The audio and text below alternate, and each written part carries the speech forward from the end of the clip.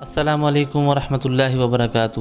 اللہ تعالیٰ نے انسان کا جسم مٹی سے بنایا ہے اور اس کی خوراک کا انتظام بھی مٹی میں ہی کیا ہے۔ جب اسے بھوک لگتی ہے تو کھانا کھا لیتا ہے، پیاس لگتی ہے تو پانی پی لیتا ہے، جب گرمی لگتی ہے تو اے سی کی ٹھنڈک حاصل کر لیتا ہے۔ یہ بے چین انسان اپنی بے چینی دور کرنے کے لیے کبھی شاپنگ کرتا ہے، کبھی کھیل کود میں مصروف رہتا ہے، کبھی دوستوں میں رہ کر ٹائم پاس کرتا ہے، کچھ نہ کچھ کر کے خود کو مصروف رکھنے کی کوشش کرتا ہے تاکہ بے چینی محسوس نہ ہو۔ دن بھر یہ خود کو مصروف رکھ کر جیسے تیسے وقت گزار لیتا ہے، لیکن جب رات کی تنہائی میں اپنے بستر پر آتا ہے تو بے چینی مزید بڑھ جاتی ہے، خیالات آنا شروع ہو جاتے ہیں، کروٹیں بدلنے لگتا ہے۔ اب تو نیند کی گولی بھی اثر نہیں دکھاتی۔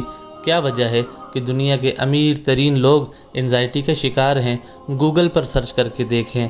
خودکشی کرنے والے 90% لوگ امیر اور دنیا کی نعمتوں سے مالا مال تھے۔ غور سے سنیں، جسم کا تعلق مٹی سے ہے جس کو آپ دنیاوی چیزوں سے بہلا سکتے ہیں، لیکن یہ بے چینی روح کی بے چینی ہے، اور روح کا تعلق مٹی سے نہیں بلکہ اللہ سے ہوتا ہے۔ تو اس روح کو سکون تب ملے گا جب آپ اس کا تعلق اللہ تعالیٰ سے جوڑیں گے۔ ہم نے اپنی روح کو اللہ سے دور کر رکھا ہے۔ اللہ تعالیٰ فرماتا ہے، خبردار، الذین آمنوا وتطمئن قلوبهم بذکر اللہ الا بذکر اللہ تطمئن القلوب۔ جو ایمان لائے اور ان کے دل اللہ کی یاد سے چین پاتے ہیں، سن لو، اللہ کی یاد ہی سے دل چین پاتے ہیں۔ ثابت ہوا کہ روح کا سکون، دل کا سکون صرف اللہ کے ذکر میں ہے۔ اور اللہ کا ذکر کیا ہے؟ وَأَقِمِ الصَّلَاةَ لِلذِّكْرِ۔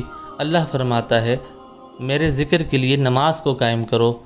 فرمایا، اِنَّا نَحْنُ نَزَّلْنَا الذِّكْرَ، ہم نے اپنا ذکر یعنی قرآن نازل کیا ہے۔ معلوم ہوا نماز اللہ کا ذکر ہے، قرآن کی تلاوت کرنا اللہ کا ذکر کرنا ہے، مسجدوں سے دل لگانا گویا اللہ کے ذکر سے محبت کرنا ہے۔ جو سکون آپ کو نماز سے، رب کے قرآن کی تلاوت سے اور اللہ کے گھر سے ملے گا، وہ دنیا کی کسی دولت سے نہیں مل سکتا۔ ہم غلط جگہ سکون کی تلاش میں مارے مارے پھرتے ہیں۔ نہ گانے سن کر سکون آئے گا، نہ رقص کر کے آئے گا، نہ ہی میوزک سن کے آئے گا۔ سکون صرف اللہ کے ذکر میں ہے۔ تو اپنی روح کی پیاس بجھائیے، اللہ کا ذکر کیجیے، انشاءاللہ آپ کو سکون ملے گا اور بے چینی ختم ہو جائے گی۔